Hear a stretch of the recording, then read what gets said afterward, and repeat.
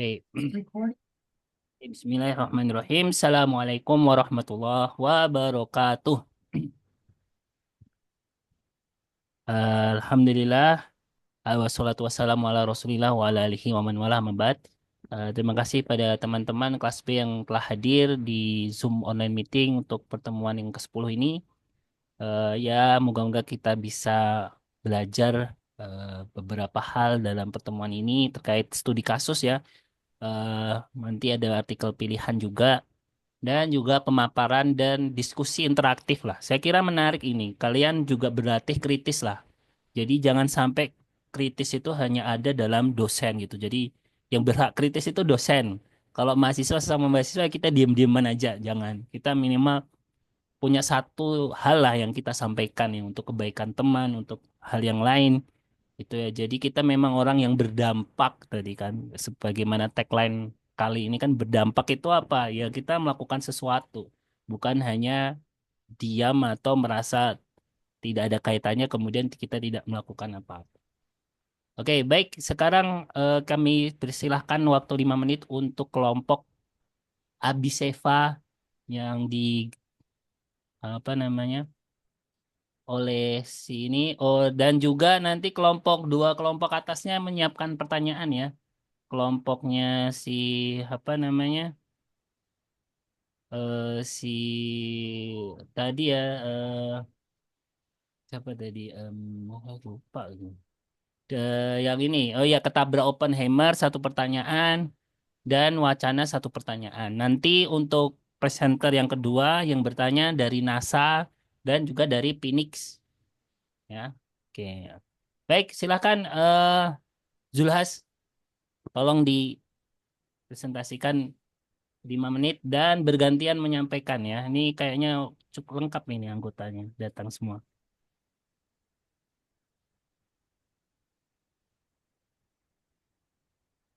Baik. Waduh, waduh, waduh, waduh, waduh. Terus apa tadi itu? Lugus.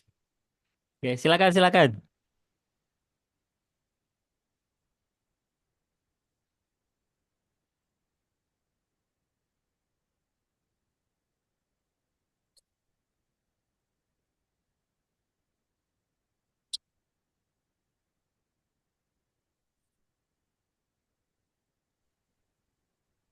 Eh, oke, langsung aja nih Pak. Ya, siap, betul. Silakan, silakan. Oke, Assalamualaikum warahmatullahi wabarakatuh. Waalaikumsalam warahmatullahi.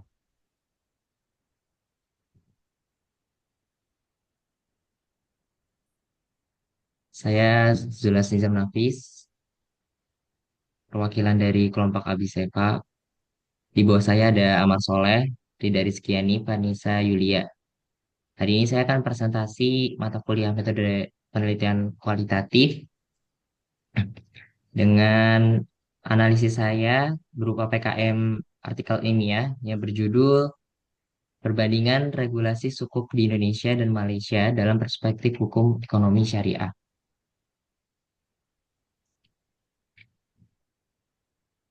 Selanjutnya, bab satu pendahuluan, sukuk atau obligasi syariah merupakan salah satu instrumen keuangan berbasis syariah yang mengalami perkembangan pesat dalam beberapa dekade terakhir. Sebagai alternatif dari obligasi konvensional, sukuk menghadapkan prinsip-prinsip hukum ekonomi Islam, seperti larangan riba, gharar, dan masyir, serta mengutamakan keadilan melalui sistem bagi hasil dan kepemilikan atas aset nyata. Indonesia dan Malaysia sebagai negara dengan populasi Muslim terbesar di kawasan Asia Tenggara telah mengembangkan sistem regulasi sukuk yang berbeda, namun sama-sama bertujuan untuk memfasilitasi pembiayaan syariah secara legal dan efisien. Regulasi sukuk di Indonesia didasarkan pada Undang-Undang Nomor 19 Tahun 2008 tentang Surat Berharga Syariah Negara (SBSN), Fatwa DSN MUI, serta peraturan dari Otoritas Jasa Keuangan. Sementara itu, Malaysia memiliki kerangka hukum yang lebih mapan melalui Securities Commission Malaysia dengan dukungan kuat dari standar internasional seperti AAOV dan IFSB. Ciri khas utama sukuk adalah kemampuannya untuk diperdagangkan peringkat kredit yang dapat diukur serta fleksibilitas dalam aspek hukum dan strukturnya. Selain itu, Sukuk memiliki keunggulan dalam hal jangkauan pasar karena dapat diperluas pada investor domestik maupun internasional dengan menyesuaikan kebutuhan dan ketentuan perpajakan masing-masing yurisdiksi. Hal ini menjadikan Sukuk sebagai instrumen keuangan yang dinilai lebih aman mengingat persyaratan wajib adanya kepemilikan atas aset dasar yang berwujud sebagai landasan penerbitnya. Selanjutnya dilanjutkan oleh Ahmad.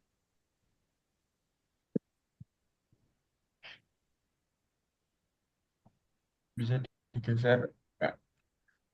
Eh, Regulasi suku di Indonesia. Yang pertama, di Indonesia regulasi suku telah diatur dalam berbagai ketentuan, di antaranya Undang-Undang Nomor 19 Tahun 2008 tentang Surat Berharga Syariah Negara atau yang disebut dengan SBSN, serta berbagai peraturan dari Otoritas Jasa Keuangan atau OJK dan Badan Pengawas Pasar Modal dan Lembaga Keuangan (BAPEPAM LK). Secara umum, penerbitan suku di Indonesia harus mendapatkan fatwa dari Dewan Syariah Nasional Majelis Ulama Indonesia yang menjamin kepatuhan terhadap prinsip-prinsip syariah menurut Amalia tahun 2021. Yang nomor dua, regulasi suku di Malaysia.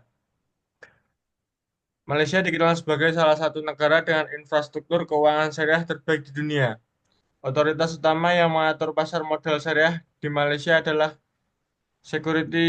Commission Malaysia atau SC yang bekerja sama dengan Syariah Advisory Council.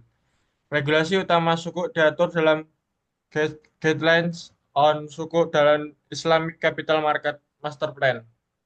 Malaysia Malaysia mengadopsi pendekatan yang fleksibel namun tetap terstandarisasi secara internasional, salah satunya dengan mengacu pada standar AOIV dan IFSB menurut Muhammad et al. Tahun 2020.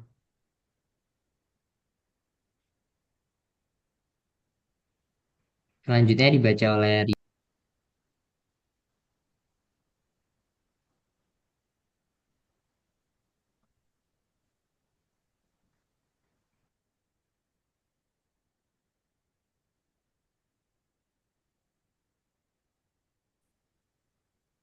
Untuk selanjutnya, perbandingan regulasi suku Indonesia dan Malaysia. Indonesia dan Malaysia memiliki pendekatan yang berbeda dalam mengatur suku. Indonesia lebih menekankan aspek formal dan kepatuhan fatwa dari Otoritas Syariah Domestik atau DSN MUI. Sementara Malaysia lebih terbuka terhadap standar internasional dan lebih fleksibel dalam strukturisasi akad. Perbedaan ini mempengaruhi kecepatan inovasi produk dan penetrasi pasar di kedua negara. Dikemukakan oleh Rahman dan Fatah pada tahun 2021. Meski demikian, keduanya menunjukkan komitmen yang kuat dalam mengembangkan pasar keuangan syariah. Keempat, implikasi terhadap hukum ekonomi syariah. Perbedaan regulasi antara kedua negara menunjukkan bahwa hukum ekonomi syariah memiliki ruang interpretasi yang dinamis. Pendekatan Indonesia yang cenderung taklid terhadap fatwa ulama lokal berbeda dengan pendekatan ijtihad kolektif yang dilakukan Malaysia melalui lembaga seperti SAC. Hal ini menjadi bahan refleksi untuk memperkuat posisi hukum ekonomi syariah agar mampu beradaptasi dengan dinamika pasar global tanpa kehilangan prinsip dasar syariah, dimukakan oleh Zulkifli dan Wahid tahun 2022. selanjutnya Vanessa.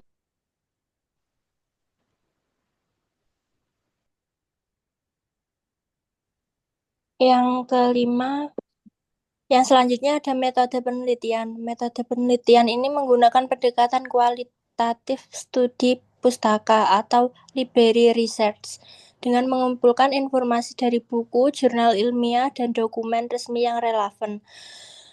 Sumber data diperoleh melalui studi terhadap literatur akademik serta regulasi resmi terkait suku di Indonesia dan Malaysia, termasuk Undang-Undang Nomor 19 Tahun 2008 tentang Surat Berharga Syariah Negara atau SBSN, Peraturan OJK serta dokumen dan Securities Commission Malaysia dan Syariah Advisory Council atau SAC.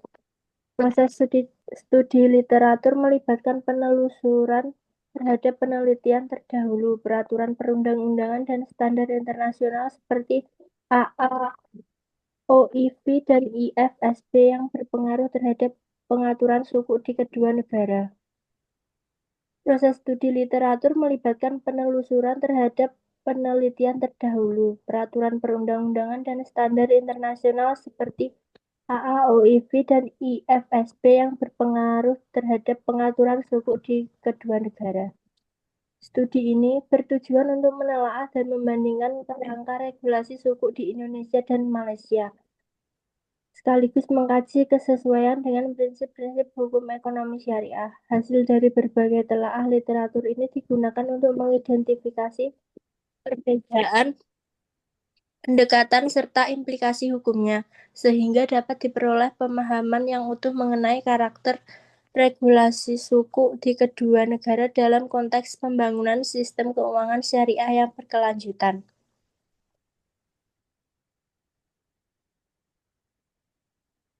Sekian presentasi dari kami. Itulah yang kami teliti perbedaan sukuk antara Indonesia dan Malaysia. Jika ada pertanyaan, silakan dipertanyakan. Terima kasih. Terima kasih. eh Apa namanya? Tim dari Abiseva. Sekarang apa namanya?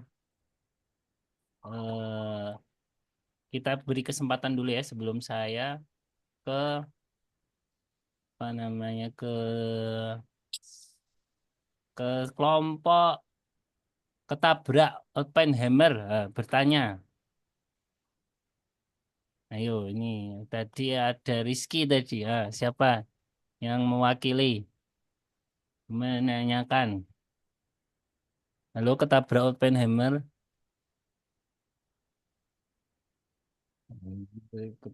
Ketabrak Oppenheimer. Bentar Pak. Oh, bentar. Oh ya, oke. Ini kan ya, disimpan dulu. Oke, kita gili lagi ke wacana. Nah, nih, udah hadir belum nih perwakilan wacana ini? Eh, udah ada yang nggak hadir ini. Wacana tadi tuh Wulandari. Wulandari nggak ada. Nur Halimah nggak ada. Nah, ini satu kompak sekali kayaknya. Kompak, kompak gadis. Mereka Lutfia, Mita. Lutfia, nih, lalu Lutfia. Halo, tes tes. Pak, Ya, udah ada pertanyaan? belum kepikiran. Belum kepikiran. Ya, jangan lupa ya, minggu depan tetap presentasi, tapi online Senin malam. Jangan lupa, 3 orangnya diajak, hadir semua komplit, oke? Tapi belum ya, dipikirkan ya, oke. Nanti saya yang ini ya, Mita. Mita itu yang mana? Ini Mita penyanyi, bukan? Oh, belum hadir. Oke, sekarang saya dulu ya, sebelum saya lempar lagi nanti. Apa namanya? Saya ingin apa namanya menjelaskan ini. Ini menarik sih. Saya apresiasi dari ide apa namanya idenya. Kok sini sih ya? Sebentar, sebentar. Idenya tim Zulhas ya. Yang kemarin tadi saya cek itu di Google Scholar tidak ada. Ini saya apresiasi. Di beberapa yang lain tuh ada yang terlalu mirip gitu ya. Tapi ini apresiasi. Kalau kayak gini tuh pasti potensi gagasan kita kasih nilai maksimal ya. Ketika saya klik perbandingan regulasi itu tidak ada yang mencoba membandingkan eh ini tapi dari akuntansi ya. Nah, ini pertanyaannya nih apa yang beda dengan ini nih? Ini lebih spesifik sih tadi ya akuntansi sukuk negara dalam perspektif akuntansi syariah komparatif Indonesia dan Malaysia. Ya, ini yang jadi PR sebenarnya. Apa namanya eh pertanyaannya yang mau dibandingkan tuh apa di situ? Nah,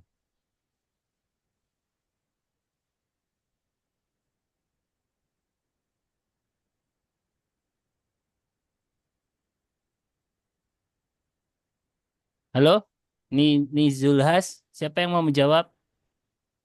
Eh, ya Pak, Yang mau dibandingkan itu apa?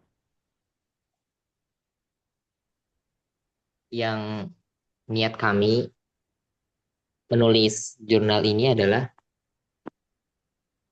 Eh, dengan adanya jurnal ini, itu kan jurnalnya tahun 2021, Pak, yang Bapak buka Hmm, di sini. hmm, Nah, hmm. dengan adanya perbandingan yang terbaru ini, kita tahu bahwa implementasi di negara Malaysia itu dan di negara Indonesia sukanya berbeda. Indonesia bisa belajar dari Malaysia nantinya dengan bacaan ini bisa lebih baik lagi untuk implementasi sukuknya, Pak. Kami hanya ingin meneliti itunya saja. Nantinya bagi orang-orang juga yang eh, misalkan orang-orang yang ingin mencoba sukuk bisa membaca dari jurnal kami. Itu yang kami bandingkan regulasinya. Oke, ya ini tantangan ya. Tadi juga ada yang ini sebenarnya bisa kok kita buat perbedaan. Kita tawarkan hal yang beda dalam kajian ini. Tapi ini memang analisis komparatif itu bagus ya. Jadi ketika mungkin banyak orang yang melakukan studi single study gitu ya. Kemudian kita naikkan ke level komparatif itu berarti adalah next ininya gitu ya. Ketika semuanya udah melakukan studi. Contoh misalnya, nah ini saya apresiasi dulu kata-kata membandingkan ya. Saya pernah ada judul, coba ini saya share screen. Oh ya udah. Nih, contoh ini ya. Ini waktu itu, ini saya masih ingat banget, ini bimbingan skripsi saya itu Mus'ab namanya, sekarang jadi Lazismu di NTB. Waktu itu dia ngajukan, Pak, saya pengen neliti zakat produktif. Oke. Bukannya udah banyak. Iya, banyak sudah, Pak. Tapi gimana? Saya pengennya zakat produktif gitu. Oke. Terus kira-kira apa yang bisa kita tawarkan beda dalam kajian kita? Bisa nggak kamu misalnya daripada memilih salah satu zakat produktif Basnas atau Lazismu aja, kenapa nggak membandingkan keduanya? Nah ini contoh ya.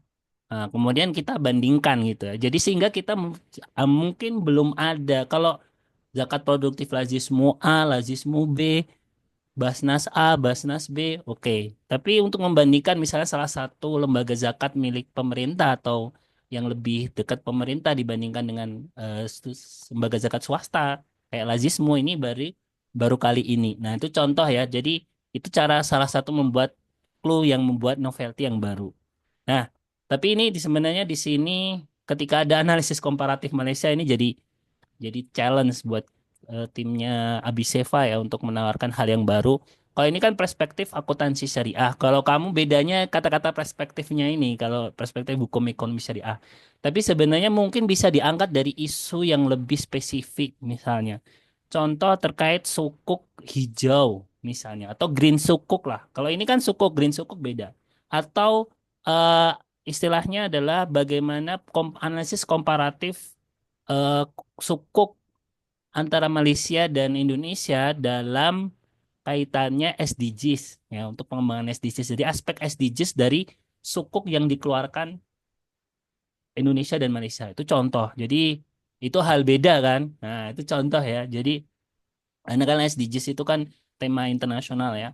Nah, itu contoh itu akan lebih lebih ini lagi gitu ya, lebih ini dan mungkin dokumen ya. Saya ada banyak beberapa contoh dokumennya harus dipastikan dokumen apa misalnya atau laporan sukuk atau misalnya laporan sukuk terkait aktivitas ramah lingkungan tadi. Nah, misalnya ya, jadi aktivitas apa sukuk green sukuk atau sukuk ramah lingkungan di antara kedua negara tersebut diperbandingkan. Nah, jadi Pak kan di laporan itu isinya banyak. Ya udah kita membandingkan apa yang kaitannya di laporan apa namanya laporan sukuknya masing-masing kedua negara yang terkait dengan isu-isu ramah lingkungan. Itu saran saya ya, tapi kita harus apresiasi. Oke, mungkin itu sebagai pemancing sebelum kita ketabrak Oppenheimer. Ini udah ketemu belum nih ketabrak Oppenheimer? Tadi itu siapa yang sudah ya? Dari Rizky, kemudian Baik, siapa? terima kasih Pak Azhar atas Ya, sarannya. sarannya ya. Oke. Nah, Ini si ini kata Abad David Baruna. Rizky, ayo pertanyaannya udah muncul? Udah Pak, udah. Silakan, silakan. Siapa siapa yang bertanya nih? Kenapa Malaysia lebih dikenal sebagai pasar sukuk paling aktif secara global? Apakah regulasi mendukung isi produk? Oke, wah, pertanyaan bagus. Rizky Abad Baruna.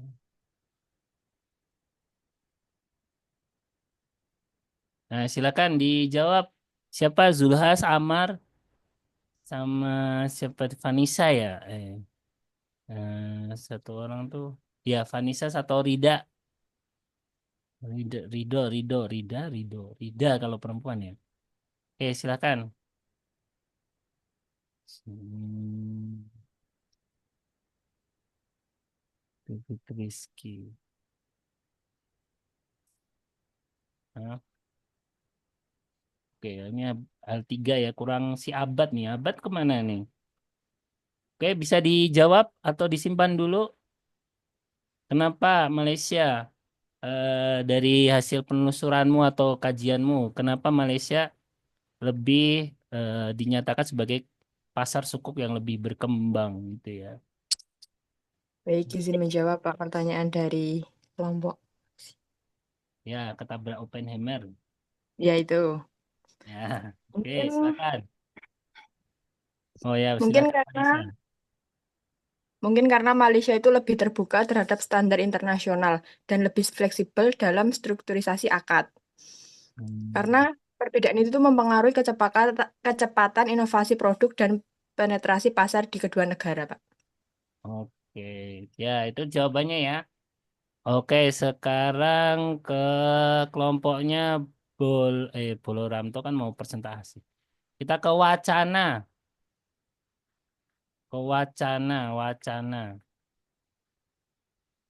wacana loh.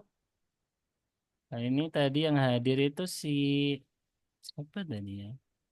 Hmm, eh, Satu tadi hadir tuh yang si siapa? Wacana itu hadir tuh Lutfiah. Lutfi, sudah ada pertanyaan? Belum, Pak.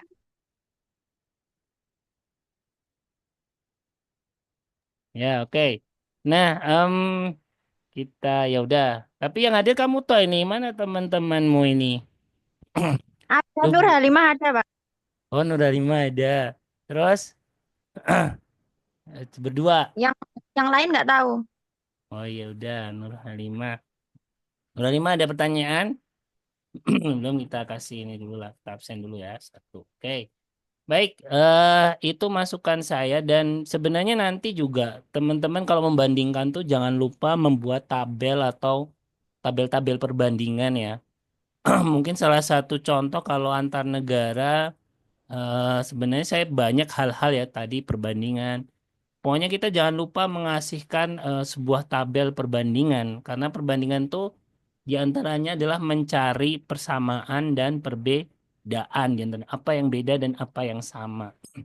Contoh ya misalnya, jadi itu fokus utama membandingkan. Mungkin saya harus sedikit ya. Misalnya ya, contoh ini misalnya saya membandingkan. Ini lagi-lagi ketika banyak satu studi yang sudah fokus ke satu hal, kita bisa menawarkan novelty dengan membandingkan keduanya. Jadi ini pembiayaan mudharabah dan murabahah. Nah, ini ketika ini maka kita sebutkan bedanya di sini, sama-samanya di sini kalau ada persamaan. Tapi kalau perbedaan minimal tuh kalau membandingkan pasti ada beda lah. Bedanya di apa? Kemudian contoh ini juga, misalnya waktu itu saya, karena ini menarik ya, waktu itu tuh ada bimbingan skripsi yang sudah melakukan analisis melalui TripAdvisor. Kemudian ada bimbingan baru, udah kita arahkan, udah kamu kalau TripAdvisor sudah, kenapa nggak yang Google Review? Kemudian kita bandingkan. Terus kita bandingkan keduanya, gitu ya. Berdasarkan ini jumlah reviewnya berbeda, tapi kita lihat presentasinya. Nah, ada hal yang sama, ada TripAdvisor service show different result gitu ya. Contoh karena kalau dari TripAdvisor itu yang dinilai paling bagus positif di hotel syariah itu adalah masalah kebersihan gitu ya. Tetapi apa namanya kalau apa namanya di Google itu adalah fasilitasnya gitu ya. Kalau di Google kemudian tapi mereka tidak ada letak persamaan, ada letak perbedaan, ada mungkin juga letak persamaan yang itu harus disampaikan. However, Google Review dan TripAdvisor itu punya hal yang sama kalau seandainya negatifnya sama, masalah fasilitas, ya, masalah fasilitas. Jadi kalau sebenarnya dari lihat dari sini itu agak sedikit kalau Google Review bisa jadi agak sedikit rancu ya, karena di satu sisi yang ngasih positif banyak di fasilitas, tapi yang ngasih negatif juga di fasilitas. Tapi TripAdvisor lebih konsisten tuh, artinya di sisi positif masalah kebersihan, di masalah negatifnya adalah di masalah facility. Jadi misalnya kalau sebagai pelajarannya, kalau hotel syariah, maka meskipun kita tidak mempunyai modal setinggi apa namanya konvensional dalam memberikan fasilitas, tapi kebersihan itu menjadi salah satu daya tawar paling tinggi gitu ya. Jadi mungkin nggak mewah tapi bersih itu syariah. Oke. Kalau dari review maka itu contoh ya, itu cara membandingkan. Jadi ada persamaan, ada perbedaan. Kemudian saran saya juga mungkin rujukan juga sama. Ini sudah pakai Mendeley belum ini? Zulhas kok kayaknya belum ya. Belum pakai Harvard juga. Ini tolong nanti dibenahi. Ini juga ada nih contoh nih. Halo, Nuzam, Zulhas, dosen et al. ND ya. Apa ini? Ini apa namanya harus diperbaiki di metadata ya. Saran saya sih kayaknya pernah saya share belum sih di ini ya di Telegram. Saya pernah nge-share kayaknya aplikasi Mendeley desktop itu lebih lebih nyaman menurut saya ya. Mendeley desktop dibandingkan dengan apa namanya dibandingkan dengan Mendeley site. Kalau yang kamu gunakan kayaknya Mendeley site itu. Ya. Oke, karena Mendeley site tuh kadang-kadang harus connect internet gitu ya. Kalau Mendeley desktop tuh nggak harus. Asal apa namanya pas masuk ada internet sedikit, sisanya nggak usah pakai nggak apa-apa. Oke, ciri khusus utama ini terus per kalimat ya, tolong hati-hati per kalimat. Kalau seandainya itu bukan dari kamu ya maka harus ada kutipannya. Oke, terus ini masih IPA ini bukan Harvard ini. Jadi tolong disesuaikan. Harvard Anglia Ruskin, coba dicari ya. Mungkin itu. Jadi sebenarnya juga taklid ini jadi untuk perlu posisi sana. Implikasi sebenarnya implikasi jangan ke ini ya. Implikasi itu lebih kepada praktisi dan bukan pada kalau hukum ekonomi syariahnya ini kan sebuah program studi yang membahas terkait hukum ekonomi kaitannya ekonomi syariah. Tapi tolong jangan buat implikasi ini. Implikasi itu lebih kepada kebijakan, apa dampak dari studi ini misalnya untuk pengembang regulasi sukuk di Indonesia ataupun di Malaysia. Itu ya. Oke, mungkin itu saran saya dari saya. Apa namanya? Terima kasih ya, Zulhas dan kawan-kawan. Selamat. Tapi tolong dikembangkan dan didetailkan. Itu rencana AI apa RSH? PKMAI aja, Pak. PKMAI. Oke. Memang kayaknya Ya, kalau literatur review atau analisis dokumen aja memang kayaknya AI harusnya bisa ya. Karena datanya udah ada ya. Harus segera dicari sumber data.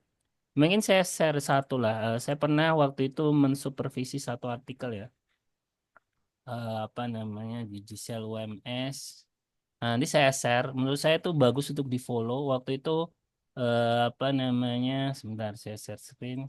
Dia membandingkan regulasi juga, ya, regulasi juga terkait hotel syariah tapi, ya, dan belum ada regulasi mana ya?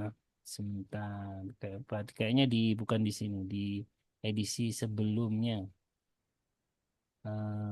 Kayak ya, apa di Juli ya, di Juli kayaknya. Hmm,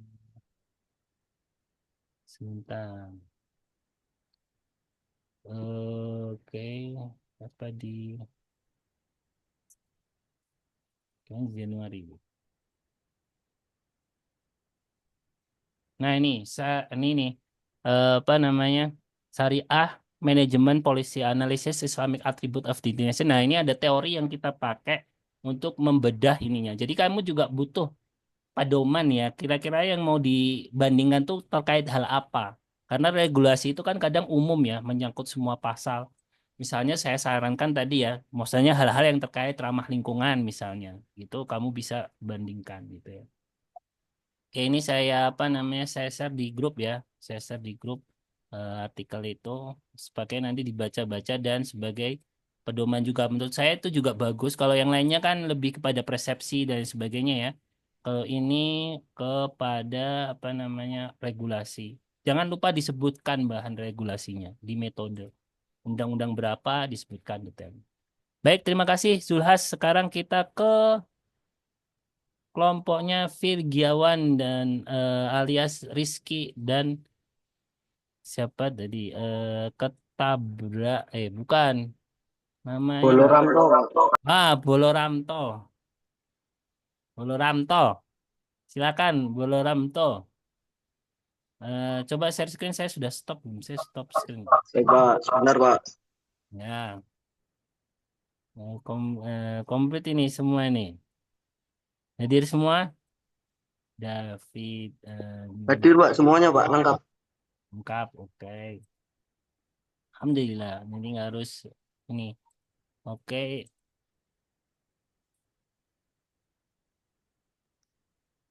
Nah,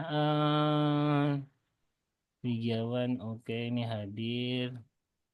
Terima kasih. Nah, untuk pertanyaannya nanti ini udah saya ingetin nanti biar ada pertanyaan ya. NASA dan Phoenix.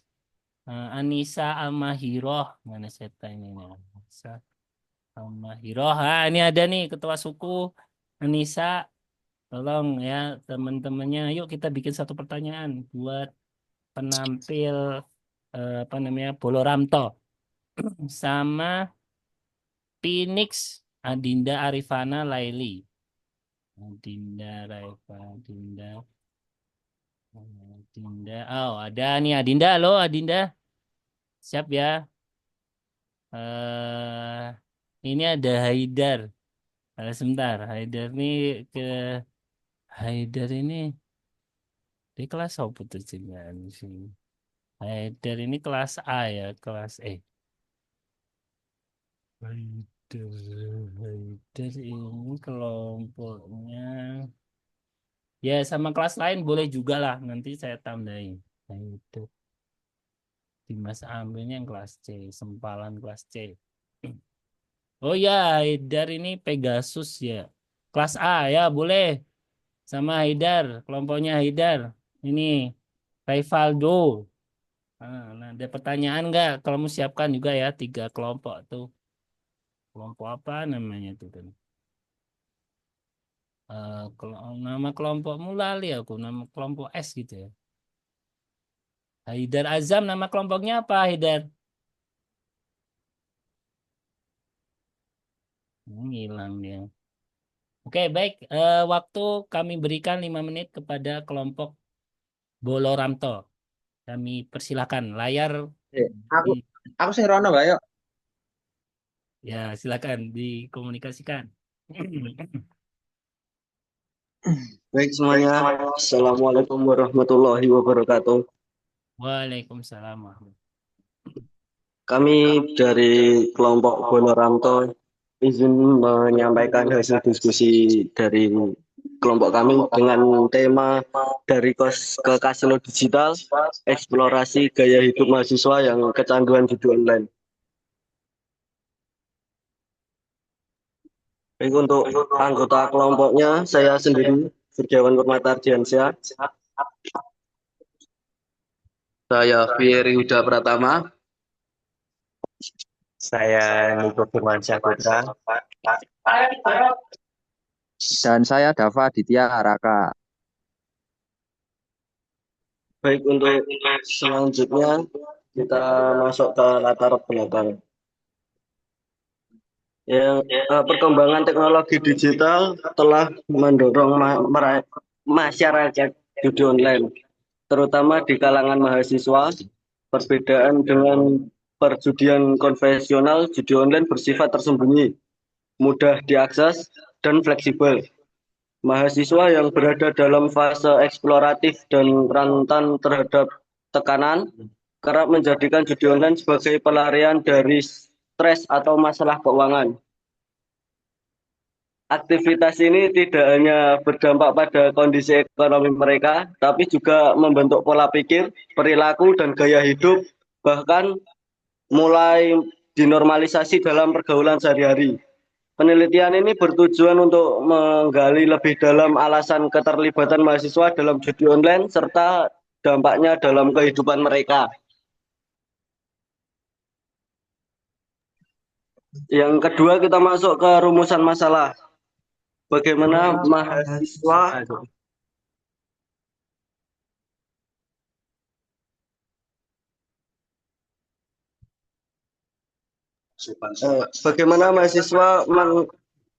memaklumi aktivitas judi online dalam kehidupan sehari-hari mereka. Yang kedua, apa saja faktor yang mendorong mahasiswa untuk terlibat dalam judi online? Yang ketiga, bagaimana judi online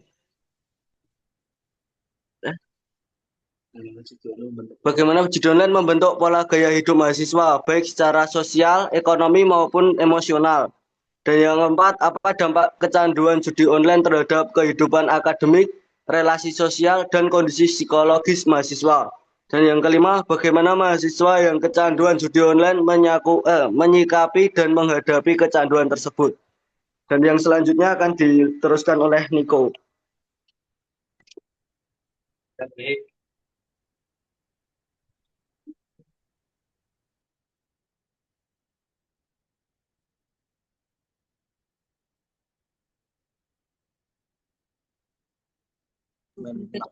Tujuan penelitian.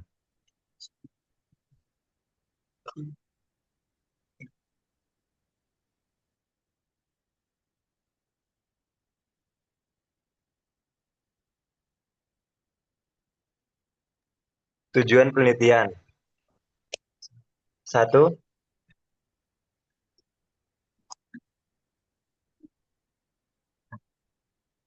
Benar, Pak. Benar, Pak.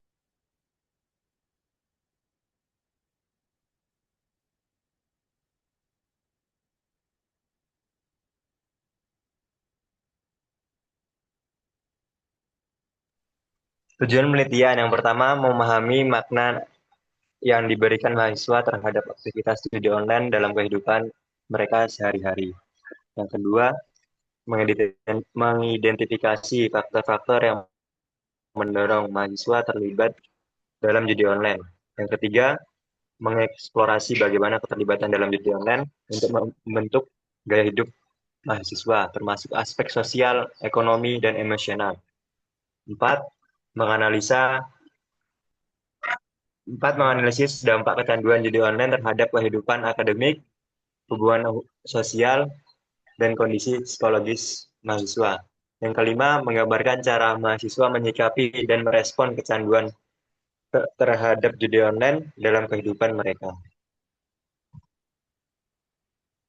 Selanjutnya, kerangka teori. Yang pertama itu canduan judi online. Kecanduan judi online merupakan suatu gangguan perilaku yang ditandai oleh pola perilaku berjudi yang persisten dan berulang.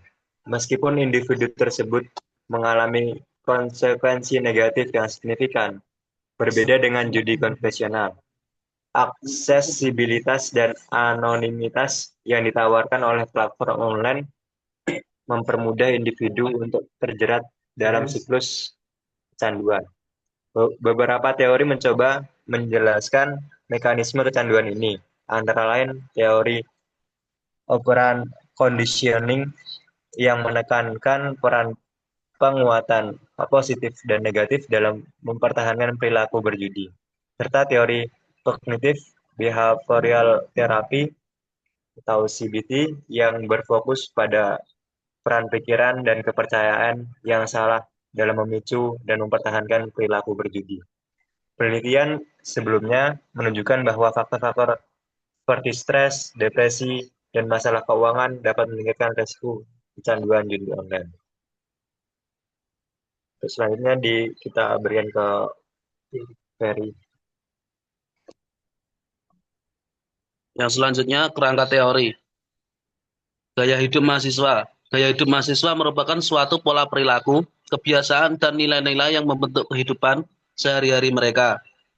Faktor-faktor seperti lingkungan, sosial, budaya, ekonomi, dan akademik turut membentuk gaya hidup ini. Mahasiswa yang mengalami tekanan akademik tinggi, kesulitan finansial, atau kurangnya dukungan sosial berpotensi lebih rentan terhadap perilaku beresiko, termasuk kecanduan judi online. Penelitian tentang gaya hidup mahasiswa seringkali menggunakan pendekatan kualitatif untuk memahami secara mendalam pengalaman dan perspektif mereka. Kerangka teori yang ketiga, teori strain sosial, social strain theory. Teori ini menyatakan bahwa tekanan sosial dan ekonomi dapat mendorong individu, termasuk mahasiswa, untuk mencari pelarian melalui aktivitas seperti judi online. Keterbatasan sumber daya dan harapan sosial yang tinggi dapat menciptakan ketegangan yang mendorong perilaku menyimpang sebagai bentuk adaptasi. Selanjutnya akan dibacakan oleh Dava.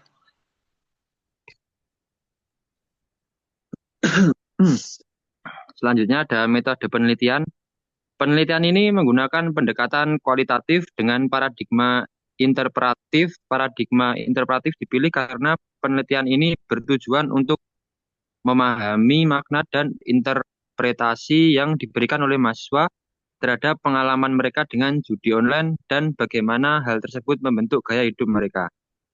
Fokusnya bukan pada generalisasi statistik, melainkan pada pemahaman mendalam tentang pengalaman subjektif dan konteks sosial yang melingkupinya. Desain penelitian yang digunakan adalah studi kasus, case study, dengan pendekatan fenomenologi. Studi kasus dipilih karena memungkinkan pengkajian intensif terhadap pengalaman individu mahasiswa yang kecanduan judi online. Pendekatan fenomenologi dipilih untuk memahami esensi pengalaman tersebut, mengungkapkan makna yang tersembunyi, dan bagaimana makna tersebut dikonstruksi oleh partisipan. Desain penelitian yang digunakan adalah studi kasus, case study, dengan pendekatan fenomenologi. Studi kasus dipilih karena memungkinkan pengkajian intensif terhadap pengalaman individu mahasiswa yang kecanduan judi online. Pendekatan fenomenologi dipilih untuk memahami esensi pengalaman tersebut, mengungkapkan makna yang tersembunyi, dan bagaimana makna tersebut dikonstruksi oleh partisipan.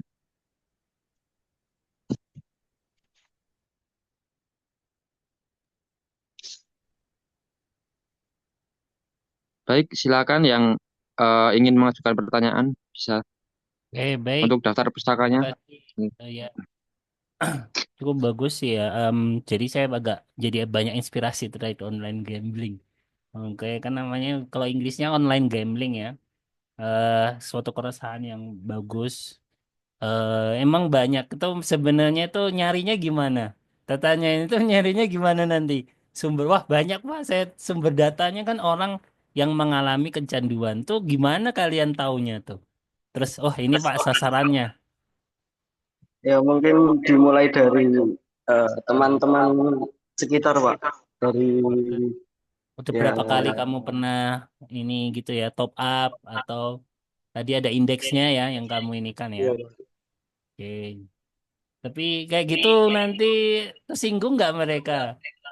Oh, maksudnya, ya oh kan nanti yang mereka diwawancarai namanya dilindungi ya, namanya dilindungi. Gimana gimana? ya mungkin kita juga kan salah satunya yang diwawancarai hanya teman-teman dekat yang terlibat di judi online itu Pak. Dan mungkin kita juga menjaga kerahasiaan narasumber juga.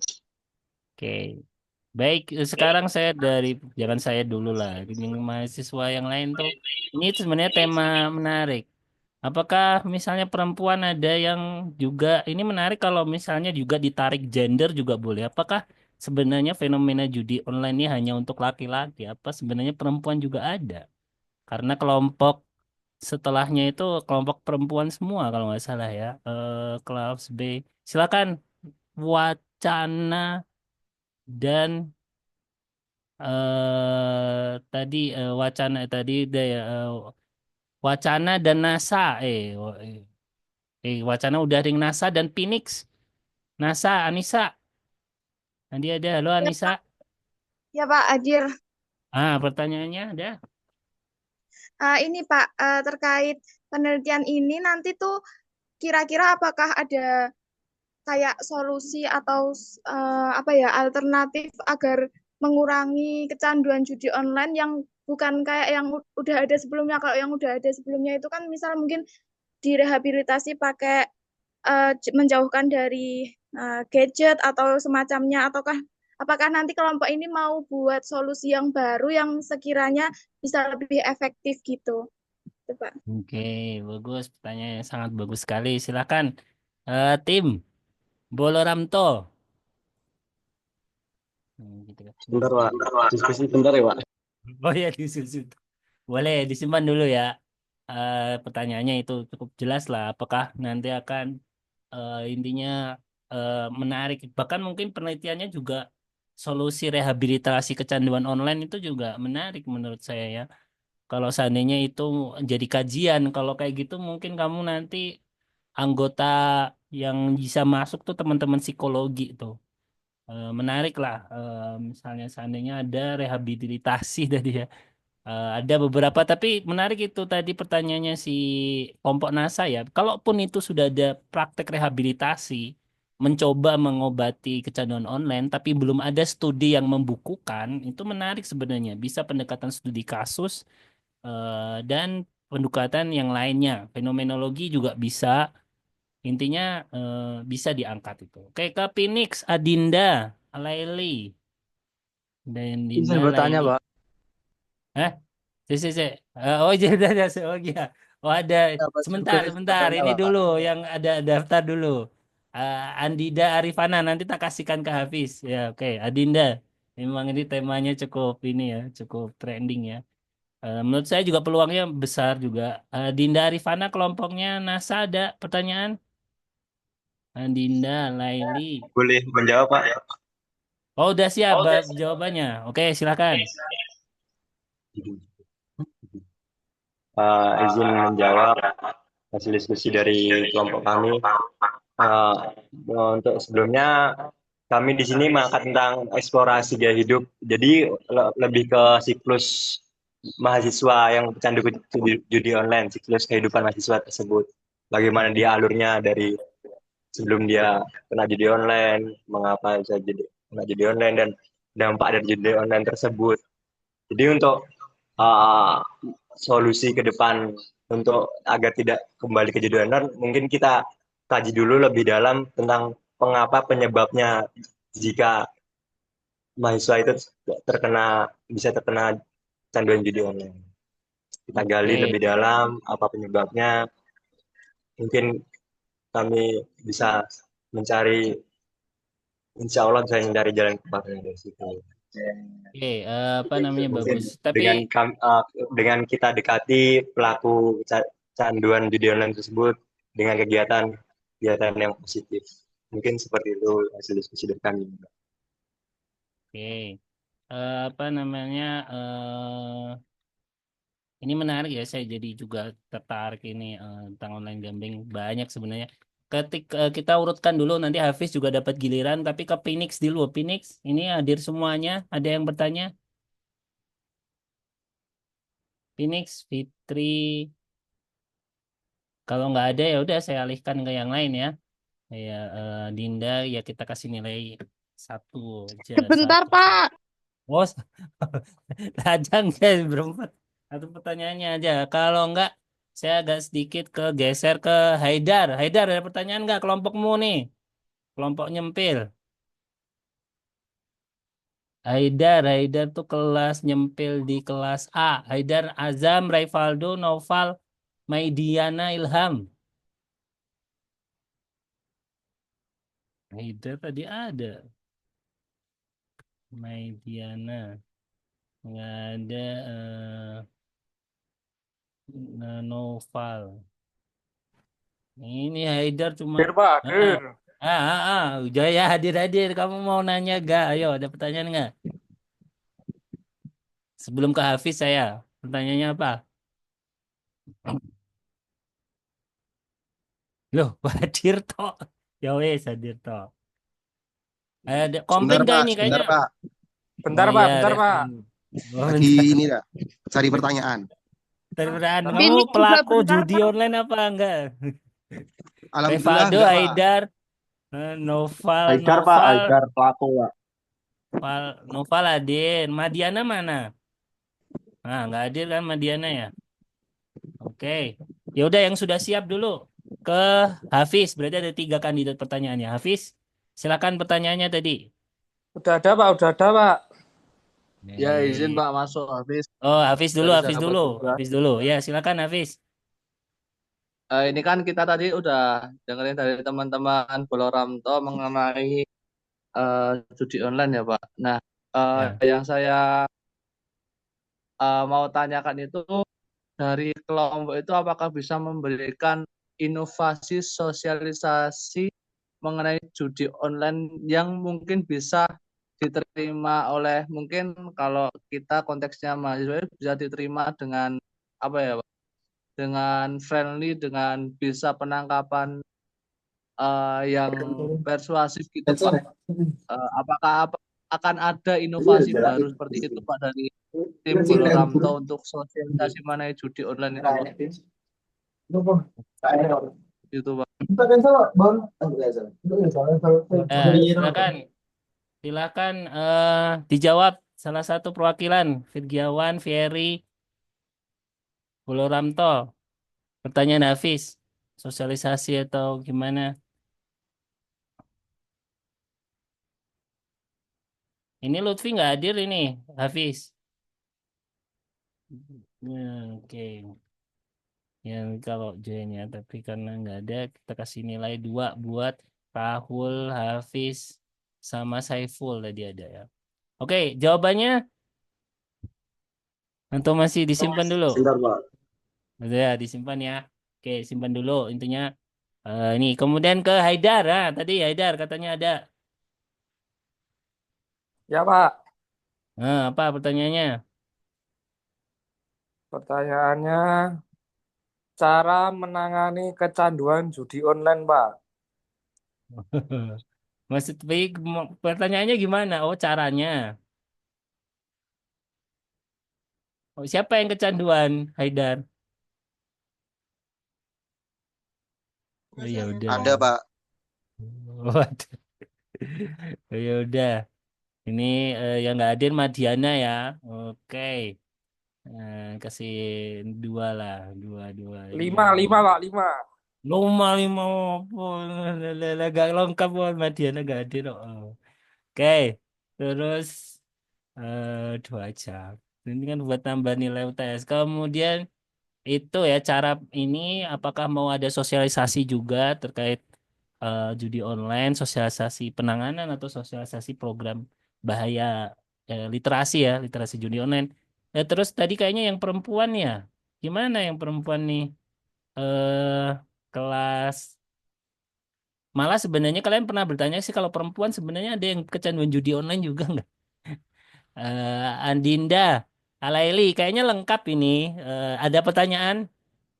Laili, Widya, Fitria. Ada Pak, tapi bentar. Ayo. Ada. Atau nyerah juga nggak apa-apa. Ini ke sisi klik satu-satu aja. Enggak, ini ada kok Pak, ada. Oh ada, ya udah. Gimana ya, jawab dulu. Udah ada 2 pertanyaan itu. Sengit ini kayaknya ini. Ngomong apa ini ya? Izin menjawab Ya dari boleh, pertanyaan boleh. Mas Hafiz dulu ya Pak ya. Ya oke, silakan. Untuk kami hasil diskusi dari kami, bahwasanya tadi pertanyaan tentang inovasi yang friendly agar bisa diterima oleh mahasiswa. Mungkin yang pertama adalah kita membatasi akses diri kita terhadap judi online tersebut. Mungkin dengan tidak mendownload atau tidak mengakses lah aplikasi judi online. Sama. Yang kedua, menyibukkan kegiatan sehari-hari dengan kegiatan yang positif. Mungkin dari bermain dengan teman yang ada di sekitar, atau ada bukan beberapa faktor yang akibat orang terjerat oleh judul. Mungkin salah satu faktornya karena faktor ekonomi, Pak. Mungkin dari faktor ekonomi kita bisa ngambil inovasi, yaitu dengan kita mulai merintis sebuah bisnis agar kita dapat mempergerakkan roda ekonomi diri kita agar mendapatkan penghasilan. Oke, oke, oke, bagus. Pak, Terus, Mungkin oke, untuk ya, yang ketiga, caranya yang itu lebih mendekatkan diri kepada Sang Pencipta agar selalu diberikan perilaku-perilaku yang baik. oke, baik. Sekarang Phoenix, gimana Phoenix? ini Pak, Pertanyaannya, bagaimana seharusnya pendekatan yang humanis dan tidak menghakimi diterapkan dalam menangani mahasiswa yang kecanduan judi online agar mereka merasa aman untuk mencari bantuan dan tidak semakin terasingkan. oke, jadi ada pendekatan humanis apa enggak? Nah, silakan dijawab.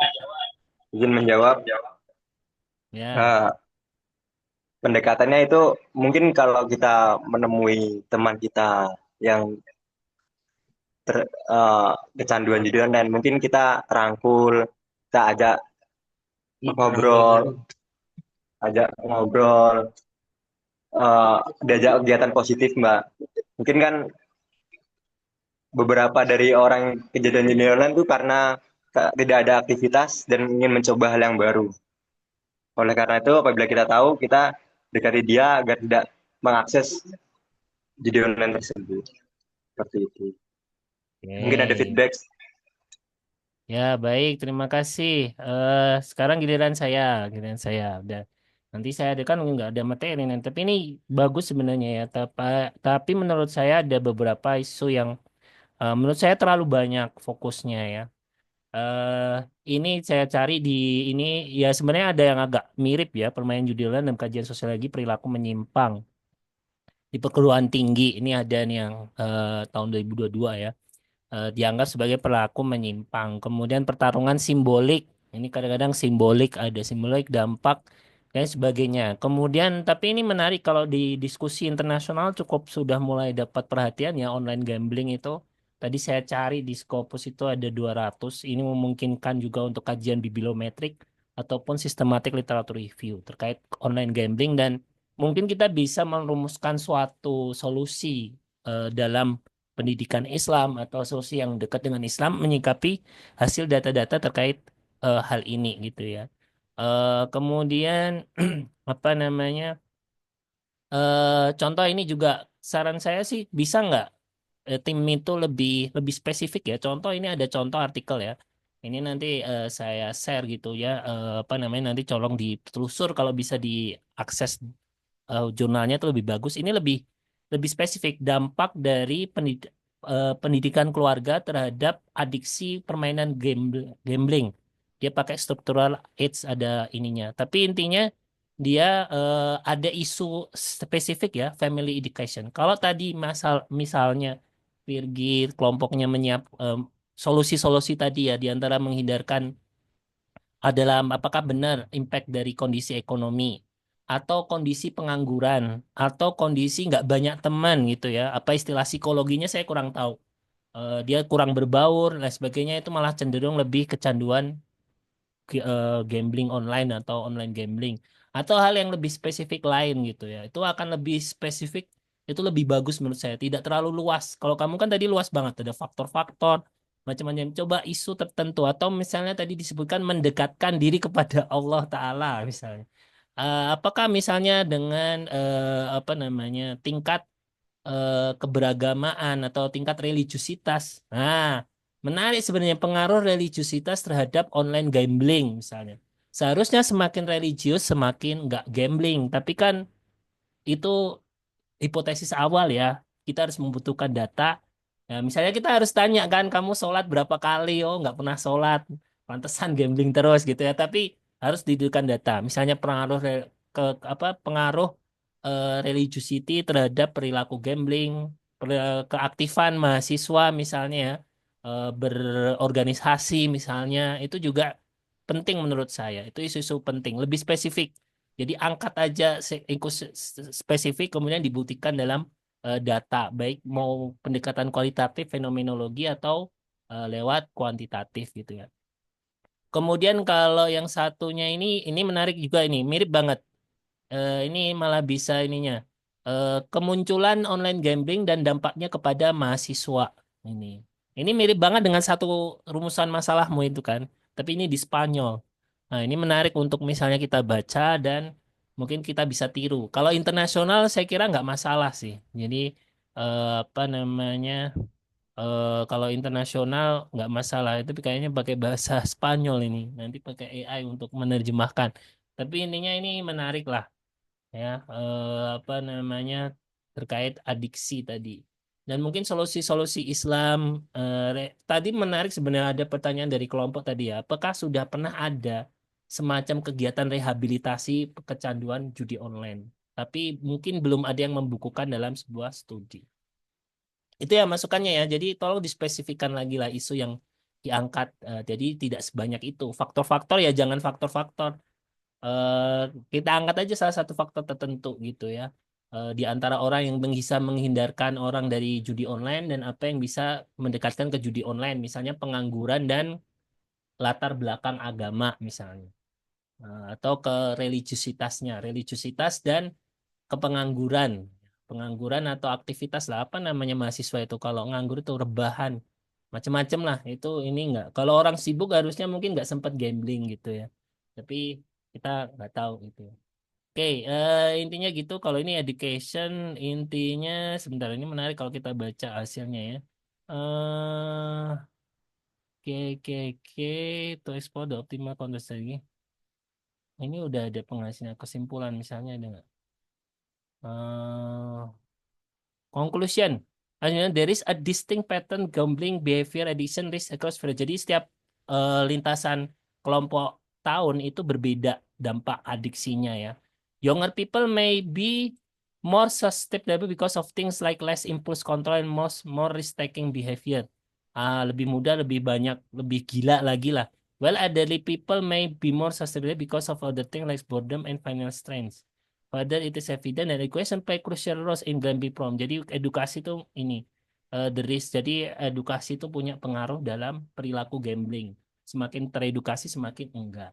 Harusnya ini dalam sebuah studi. Makanya tolong angkat tadi misalnya keagamaan apakah betul, dan mungkin faktor misalnya ekonomi, apakah pengangguran juga semakin apa namanya, judi online gitu. Sebenarnya saya juga punya pertanyaan, apakah judi online itu juga hanya dicandu oleh laki-laki? Apakah sebenarnya dia juga bias gender, artinya perempuan pun juga bisa?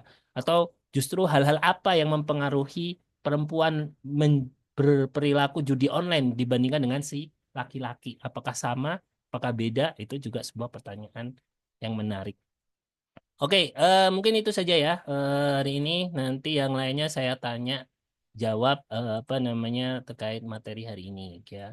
Terima kasih, kita berikan applause kepada teman-teman yang ada di ini. Jadi tolong dispesifikan lagi. Jadi tidak terlalu banyak rumusan masalah yang mencar-mencar, nanti kesusahan juga metodenya ya.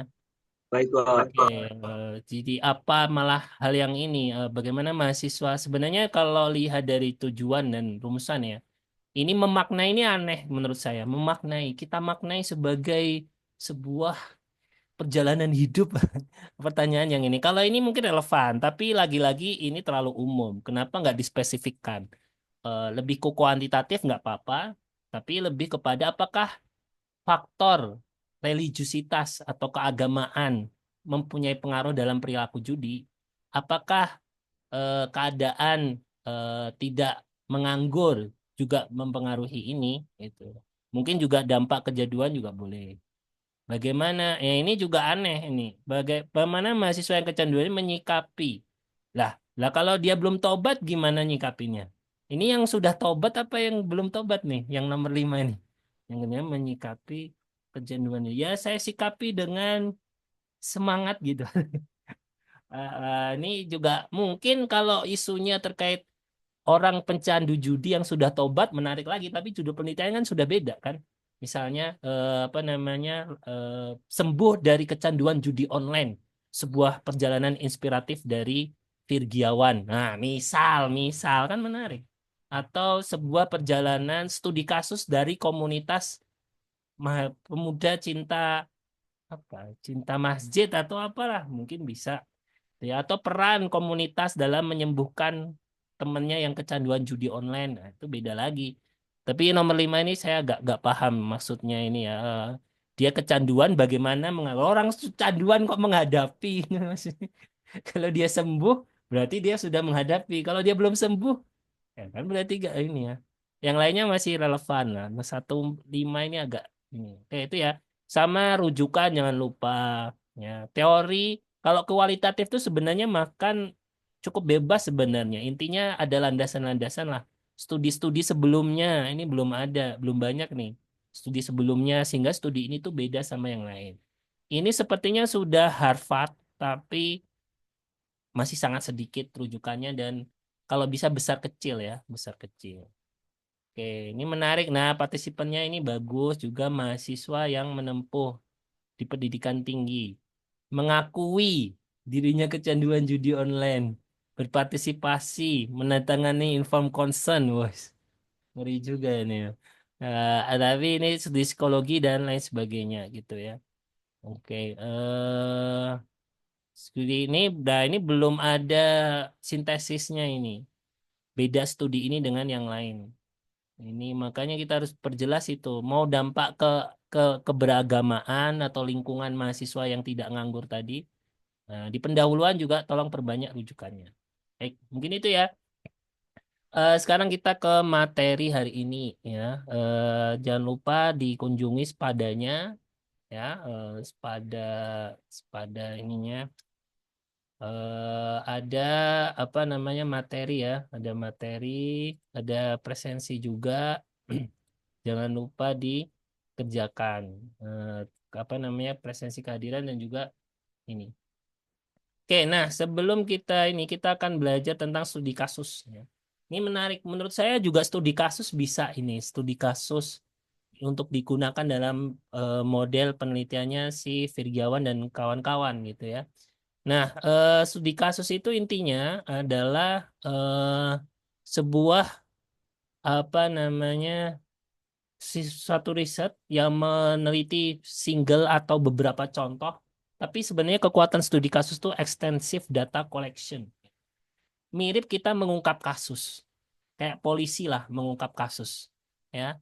Contoh misalnya saya tanya ini kalau misalnya anak-anak ini apa namanya teman-teman ngikutin hukum dan lain sebagainya, eh kelompok ini sudah Power Rangers, Aldino, ada yang hadir nggak nih? Aldino, Torki, saya tanya Aldino nggak hadir, Torki, Torki ini hadir, Thomas nggak hadir, Ahmad Faik, Faik nggak ada, cuma Torki aja nih, Torki ya lo hadir,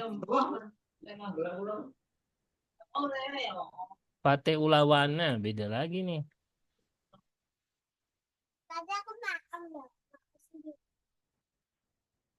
Torki ya lo bisa komunikasi?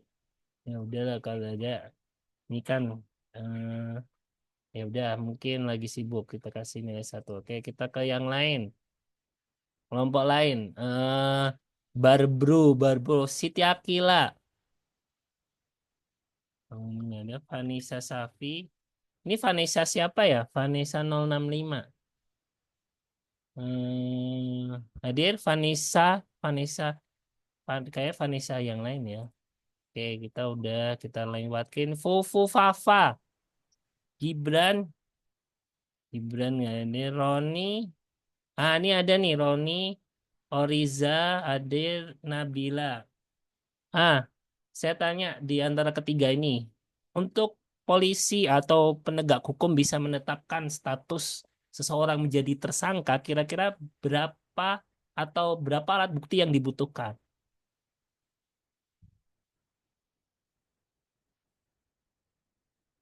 Nabila, Roni, Oriza, halo? Oke. Karena nggak cepat ya udah kita kasih 1 aja lah. Jadi kalau penegak hukum itu menetapkan satu apa namanya, dia itu membutuhkan minimal 2 alat bukti. Jadi nggak bisa 1 alat bukti aja. Misalnya keterangan saksi, Fieri ngomong bahwasanya Virgiawan melakukan judi gitu. Kemudian dilaporkan. Itu dalam penegakan hukum masih kurang satu bukti lagi, keterangan saksi dan apa bukti yang lain. Ininya bukti yang sah gitu ya. Entah mungkin bukti keterangan saksinya banyak ya, dan mungkin CCTV, dan mungkin nggak cuma satu bentuk bukti. Kalau pengakuan itu kan paling rendah ya.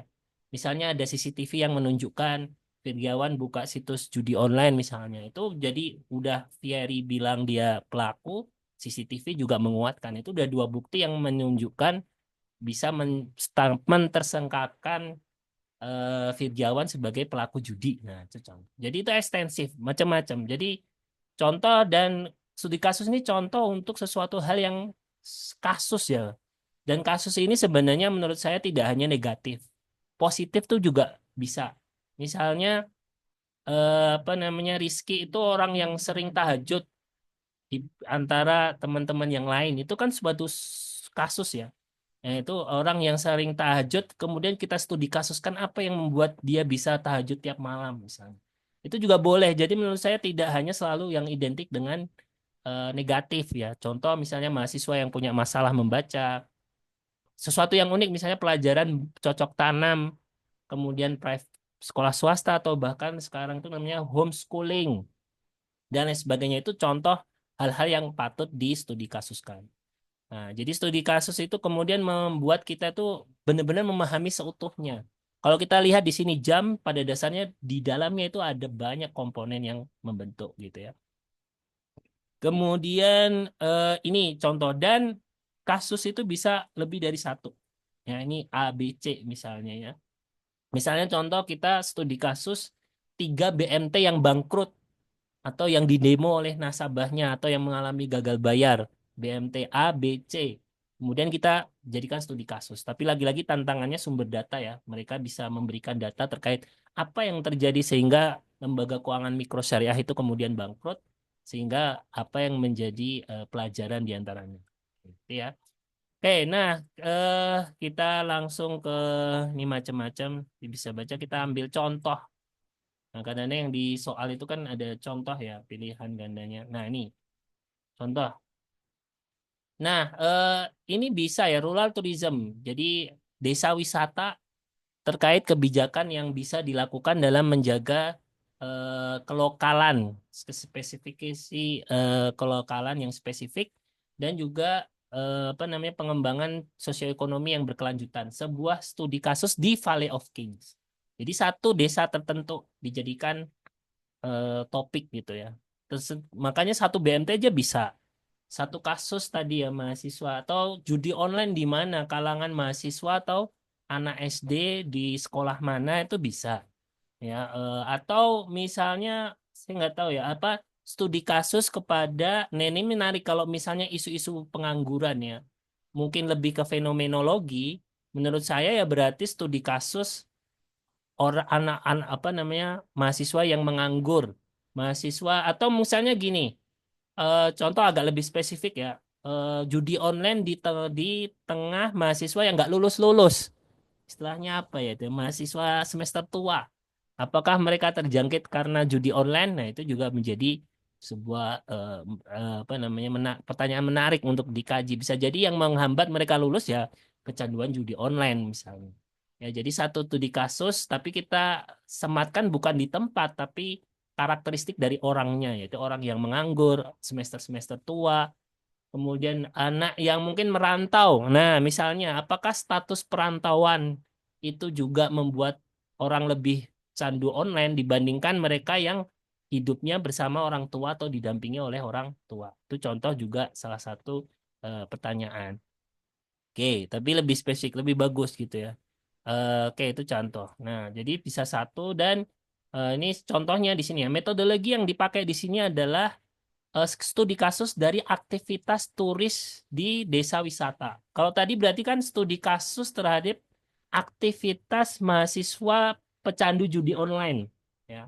Nah, misalnya bisa jadikan studi kasus pecandu judi online itu aktivitas mereka tadi sebenarnya sosial ekonomi ya. Misalnya kita isunya lah dampak kepada prestasi akademik dan sosioekonomik dari masalah hutang, gaya hidup, apa namanya, pembayaran cicilan, pembayaran akademik. Nah, itu contoh bisa dikaji gitu ya, dampak pada prestasi akademik dan sosial ekonominya gitu ya. Atau hubungan dengan pertemanan gitu ya. Orang candu online tuh punya banyak teman atau justru temannya menjadi lebih sedikit gitu. Orang menjauhi karena dia kecanduan judi online. Itu juga sebuah pertanyaan. Kita bisa gunakan fenomenologi dan sebagainya.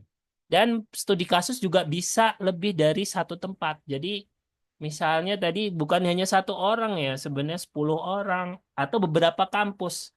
Ya, misalnya sebuah studi kasus 3 kampus besar di Solo misalnya ya, UNS, UMS sama UIN misalnya. Itu contoh bisa. Ya, jadi tidak hanya satu tok. Nih ya. Jadi ini mengambil data dari 11 kota, 11 desa di 4 daerah. Gitu ya. Kemudian dengan SWOT HAP juga. Nah, itu bisa dipakai. Nanti silahkan tim Fieri itu memakai coba pendekatan studi kasus itu. Ya. Baik, mungkin itu ya yang bisa saya sampaikan. Nanti jangan lupa absensi dan juga soal kuesionernya tadi. Nah, sebelum itu, ya ini tadi udah banyak ya. Tinggal Wish aja sih. Wish ini hadir nggak nih Wish? Wish mana nih? Belum saya absen. Wish ada nggak nih Wish? Di apa namanya anggota Wish di sini. Wish itu besok kalau ngasih nama mending nama kelompoknya baru nama ini ya. Kalau online biar lebih mudah. Saya nanya ini Honsa Anissa. Oh ya besok saya kasih aturan lah ya. Honsa Anissa. Jadi nama grup baru ini. Honsa oh nggak hadir. Kemudian siapa ini tadi? Anissa Sabita dia. Ini hadir nih Sabita dia. Oke, hadir 2. Coba saya tanya satu ya, Dea antara 3 orang itu sebutkan salah satu karakter orang. Jadi tidak sebut nama, tapi karakter atau sifat seseorang yang tidak umumnya dimiliki oleh banyak orang di teman-teman kalian. Cuma dia aja. Nah, dia itu ngapain? Nah, atau dari sifat baik dan sifat buruknya gitu ya. Boleh sifat baik atau sifat buruknya, tapi nggak perlu disebutkan namanya gitu ya. Silahkan dijawab Anissa, Sabita, Dea. Ada jawaban? Halo, Anissa, Sabita, Dea. Halo? Waduh, ini tidak aktif semua ini. Tidak on ini, tidak on ini. Oke, kalau tidak on, ya kasih poin 1 aja ya. Oke, Anissa, Sabit, Honsa yang nggak hadir ya. Oke. Jadi misal cuma Honsa aja Pak ini Pak bisa tidur sambil berdiri. Nah, itu bisa aja di studi kasuskan gitu ya. Oke, mungkin hari ini sampai itu saja ya. Sudah 11.28 dan 30. Kita akhiri dengan sama-sama membaca hamdalah. Alhamdulillahirabbil alamin. Alhamdulillahirobbilalamin. Terima kasih semuanya. Apa namanya? Sebentar ada satu lagi ya ini kayaknya Fatih Ulwan ya tadi. Siapa aja nih yang hadir? Fatih aja. Rizky hadir. Rizky Darojat. Dimas. Nggak lihat saya. Oke. Fatih Ulwan aja ya. Iya Pak, Fatul Luan doang Mbak. Ya udah. Oke, kita akhiri. Akhirul kalam. Assalamualaikum warahmatullahi wabarakatuh. Waalaikumsalam warahmatullahi wabarakatuh. Wabarakatuh. Makasih.